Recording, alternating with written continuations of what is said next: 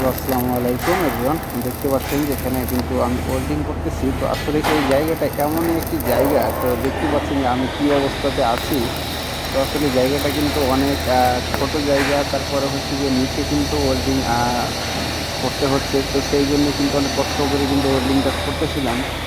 তো আসলে যারা দেশে আছেন, আমি এতটুকু রিকোয়েস্ট করব যে বিদেশে আপনারা যদি কোনো ওয়েল্ডারের কাজে আসেন, তাহলে আপনারা কিন্তু একটু ভালো ফ্যাসিলিটি পাবেন ভালো কোম্পানিতে গেলে। দ্বিতীয়ত হচ্ছে যে আপনারা যদি ভালো কাজ করতে পারেন, তাহলে আপনারা ভালো একটা স্যালারি পাবেন। তো সব কিছুই মিলিয়ে কিন্তু ভালোই, তো খারাপ না। তবে আমি এতটুকুই বলতে চাইবো আবারও যে দেরি না করে যারা হয়তো বা ভালো ভালো ওয়েল্ডার আছেন, তারা কিন্তু বিদেশে কিন্তু আসতে পারেন।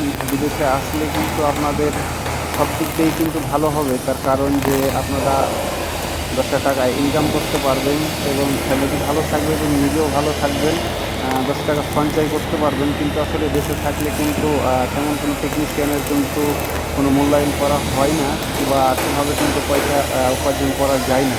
তো এতটুকুই বলবো যে যারা ভালো দক্ষ লোক আছেন, তারা যদি বিদেশ যান, তাহলে আপনারা একটা ভালো মোটা অঙ্কের একটা স্যালারি আর্নিং করতে পারবেন।